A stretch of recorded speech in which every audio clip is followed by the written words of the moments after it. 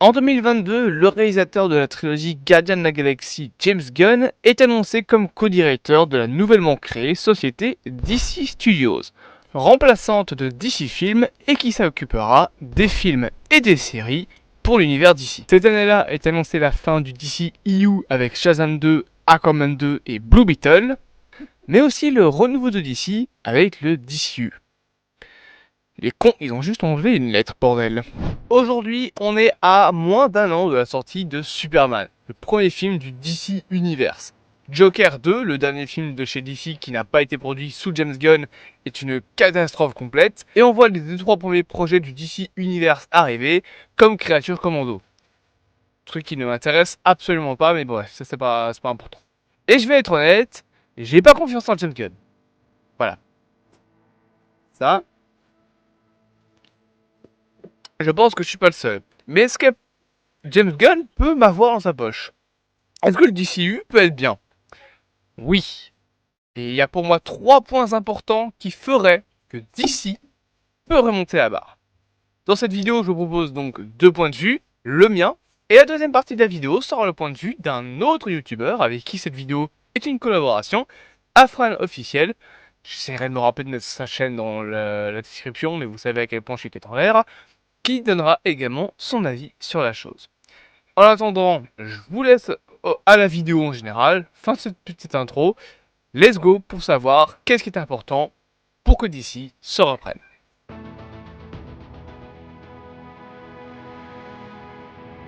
DC doit se différencier de Marvel. Et ça, c'est un fait.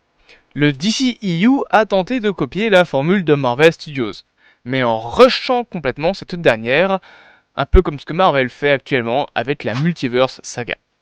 Vouloir battre la concurrence, c'est se tirer une balle dans le pied. Deux choses doivent être prises en compte par DC. Premièrement, univers partagé ne veut pas dire univers connecté. James Gunn l'a dit, le DCU sera plus proche de Star Wars en termes de lien avec l'univers. Marvel Studios c'est un univers connecté, c'est-à-dire qu'il y a un énorme fil rouge au sein de l'univers avec les projets qui gravitent un petit peu tout autour. C'est ce qu'il y a notamment eu avec la saga de l'infini. Thanos était la menace principale, son histoire a été créée sur un build-up de 10 ans, et tous les films apportaient un petit peu une pierre à ce qu'était l'Infinity Saga. Ça n'empêchait pas d'avoir des films et des séries qui étaient plus déconnectés, comme tous les projets de Marvel Television, mais on avait une timeline principale, on va dire, avec un fil rouge principal. De nos jours, Marvel c'est un petit peu moins ça, avec la saga du multivers, qui a eu beaucoup de changements de direction, mais on a quand même des petits projets qui sont sur le côté, et une petite partie de projet qui continue une histoire principale. C'est juste qu'on s'est beaucoup diversifié. Mais ça, c'est Marvel, et c'est un univers connecté. DC, c'est un univers partagé. Un univers partagé, comme celui du Seigneur des Anneaux ou Star Wars, n'a pas besoin de grands méchants finales. Il n'a pas besoin de fil rouge, et chaque projet peut vivre indépendamment. Et bien évidemment, il y a différentes sagas. Pour Star Wars, on peut notamment citer la saga Skywalker ou encore la saga Mandalorian, mais ce sont des projets indépendants qui connectent certains projets entre eux et vaguement la totalité des projets. Le DCU a fait ce choix, ce qui veut dire que Superman peut créer potentiellement la saga de la Justice League qui sera vaguement connectée à une autre saga au sein du DCU, comme par exemple la saga des New Gods ou quelque chose du genre. Mais il doit aussi respecter ce choix. Si on nous vend un univers partagé, c'est-à-dire que DC doit arrêter de chercher à rattraper le MCU, même s'il n'est pas au meilleur de sa forme. DC doit être différent, et ça, c'est ce qui compose le deuxième point. On va être clair, DC a beaucoup déçu. Marvel aussi, mais ils ont encore large le temps de rattraper la pente. Je veux dire, quand tu vois que Deadpool et Wolverine a été très bien apprécié et a fait le milliard de dollars, ça montre que Marvel, s'ils font des trucs bien, ça fonctionne. Mais DC, pour vous donner un ordre d'idée, on va exclure The Batman, mais sans The Batman, DC n'a plus fait un seul film rentable depuis 2021. Excepté Aquaman 2. Je compte pas The Batman parce qu'il fait pas partie du DCU, hein, bien évidemment. The Suicide Squad, bid financier, et aussi critique en fait. Black Adam, échec. Shazam 2, échec. The Flash, énorme échec. Blue Beetle, échec. Seul Aquaman 2 s'en sort plutôt bien, même si par rapport au premier, c'est quand même une énorme baisse. Même Joker 2, alors que le premier film avait fait le milliard de dollars, a été un échec avec seulement 200 millions. Cela démontre que DC n'a plus le public en poche, et ce depuis un moment. DC Studios se doit, pour moi, de récupérer le public en 3 points. Premièrement, des têtes d'affiche, pour supporter le nouvel univers, dont le grand public n'est pas encore au courant. Et là-dedans, on retrouve David Corenswet et toute la panoplie d'acteurs qui ont été annoncés, qui sont des grandes têtes d'affiche qui donneront envie aux gens d'aller voir les films. Deuxièmement, des budgets mieux gérés, c'est-à-dire plus mettre 200 millions dans des films comme The Flash ou Joker 2. Et aussi, ne pas annoncer trop de choses, mais en annoncer quand même un peu. C'est le poison de Marvel ces temps-ci. Ils annoncent énormément de choses, et même si ça nous hype, on a du coup l'impression d'attendre des années pour voir le bout des annonces. Gunn n'a quasi rien annoncé. C'est un bon point. Au total, officiellement, il y a 8 films en préparation. C'est un bon point, mais il est important d'être présent quand même. Non seulement pour faire un peu la promo de l'univers, mais aussi pour rassurer les fans sur l'avenir, leur montrer qu'il y a des plans derrière et un futur, et ce futur se doit d'être convaincant. Pas comme pour Marvel avec son Robert Downey Jr. en tant que Dr. Doom. Troisième partie importante, la cohérence scénaristique et graphique d'un univers. Pas comme le canon de Star Wars qui décanonise 45 trucs à l'année. Là-dessus, Gunn a déjà fait des erreurs. Blue Beetle, ça passe encore. Il peut être canon, bien qu'il y ait quand même mention de Batman. Il n'y a pas plus de lien que ça avec l'univers du DCEU, donc franchement, ça va. Sur ce, je dis pas. Mais comment on fait pour Peacemaker et la putain de Justice League?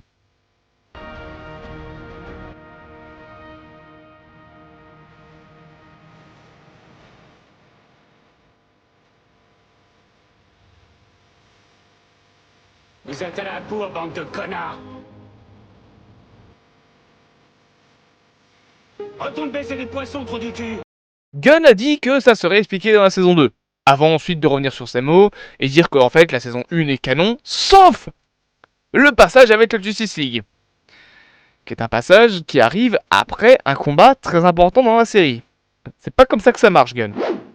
Surtout que si Peacemaker est canon, The Suicide Squad l'est aussi, étant donné que les événements de Peacemaker sont littéralement la suite des événements de The Suicide Squad. The Suicide Squad, qui est une suite à Suicide Squad, on l'oublie mais ça reste une suite, il y a quand même Margot Robbie qui reprend son rôle d'Harley Quinn, ça reste une suite, et il y a même le ancien Captain Boomerang du film Suicide Squad. Suicide Squad qui est un film où on a le putain de Batfleck. Décanoniser juste un passage d'une série, j'appelle ça de la fainéantise. Tout ça fait partie pour moi d'un point aussi très important, l'univers de DC est reboot. Reboot égale recast. Et te fais pas chier à faire un soft reboot dans un univers qui est autant dans la merde. Reboot total, c'est beaucoup mieux. Ce qui signifie que tu vas pas garder 2-3 acteurs ou 2-3 films canons juste parce que c'est toi qui l'as fait ou parce qu'il y a des copains dedans. Donc The Suicide Squad, qui est la suite du film Suicide Squad dans lequel il y a Ben Affleck, bah non, tu le gardes pas. Sauf que si tu gardes pas ça, tu peux pas garder Peacemaker, dans lequel, je rappelle, il y a la Justice League. Tu gardes pas ça juste parce que c'est toi qui l'as fait. C'est pas pro ça, James Gunn. Et reboot complet signifie aussi recast, comme je l'ai dit. Alors, si je suis d'accord qu'on peut garder 2-3 acteurs s'ils jouent une version différente de la personnage, ce qui n'a pas l'air d'être le cas dans Peacemaker, ça a l'air d'être la même version du berceau, ça veut aussi dire que la plupart des gens doivent se barrer. Donc Jason Momoa, Gal Gadot et tout le bordel là, au placard. Garder la cohérence, c'est autant scénaristique que graphique. On fait pas la même erreur qu'avec Snyder, et si un réal a une vision, laissez-le proposer sa vision. Un vrai artiste construit pas une histoire en 2 jours. Changer à chaque film de plan principal pour la franchise, c'est ce qui a tué le DCEU. Donc pitié, on garde les plans concrets et on se tient à une bonne histoire. Maintenant, je vous laisse à la phase avec le collaborateur de cette vidéo. Nous, on se retrouve pour l'outro.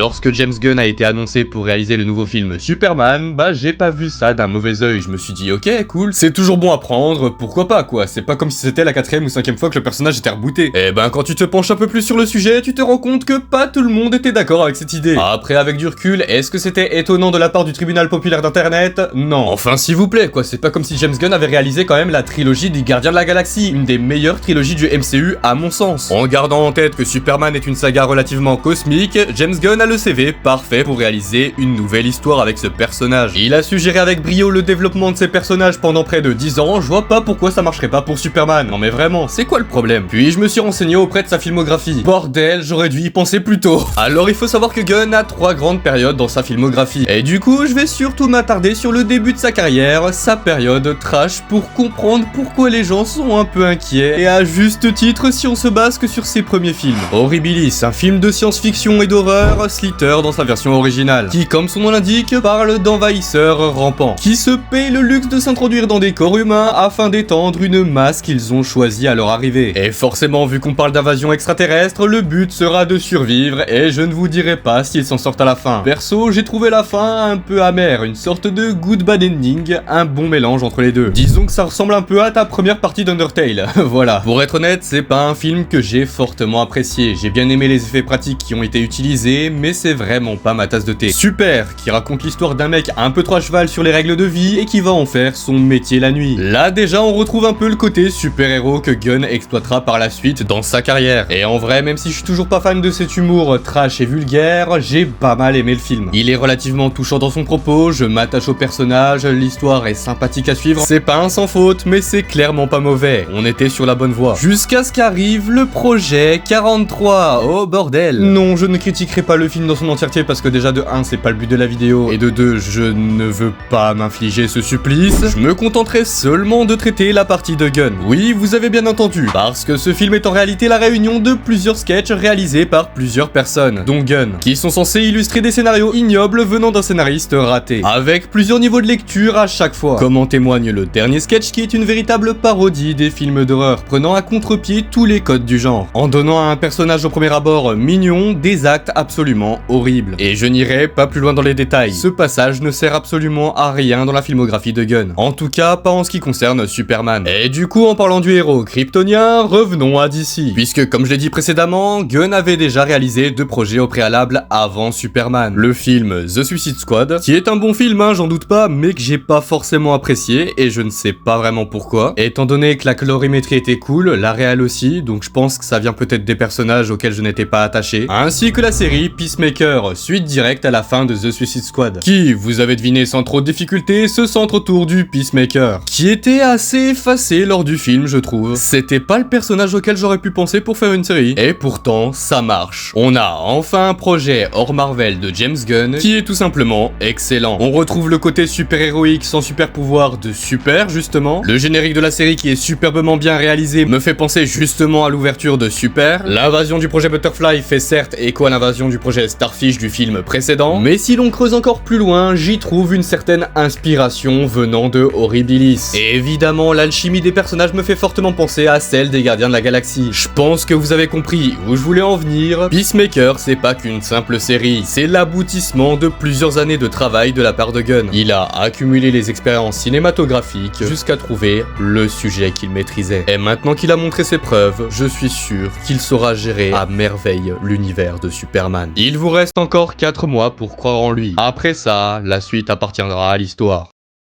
Alors, je vérifiais que mon micro fonctionnait, parce que je viens de filmer toute la vidéo et que j'ai pas envie que ça ait pas fonctionné. Que penser de tout ça? DC, c'est clair et net, doivent reconquérir le public. Et je pense qu'en général, les super-héros doivent reconquérir le public. Et un exemple tout con, c'est Deadpool et Wolverine. Alors ok, ça n'a rien à voir avec DC, mais bizarrement, ce film a montré qu'on pouvait faire mieux en se différenciant. C'est le premier film de Marvel R-rated. C'est le premier film de Marvel à oser beaucoup de choses que Marvel n'avait pas osé jusque-là. Ok, c'est un film Deadpool, donc c'est un peu normal. C'est aussi un des films qui s'auto-insulte le plus, si je puis dire ça comme ça.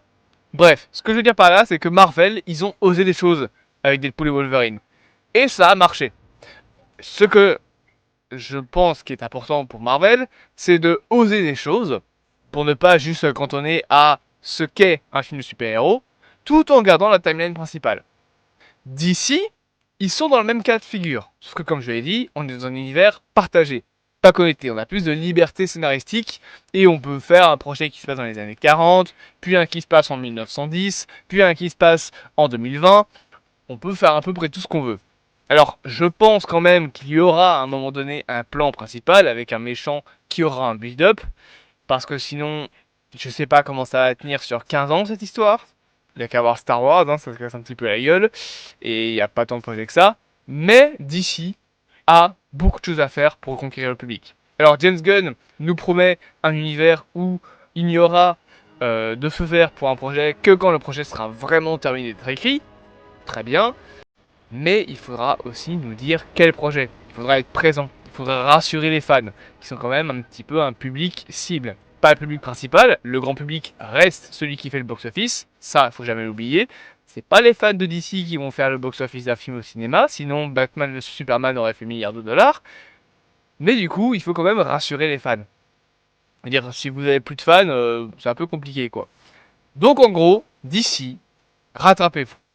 Faites des meilleurs films, tout simplement. Ayez des plans, ayez des cohérences scénaristiques et graphiques, et je suis sûr que ça ira mieux. Sur ce, moi je vous dis à bientôt. J'ai plus mon clap qui traîne, donc je vais juste vous dire au revoir avec un petit signe de main, et avec Batman qui se casse. Abonnez-vous, partagez avec et commentez, vous connaissez la chanson. A bientôt pour de prochaines aventures.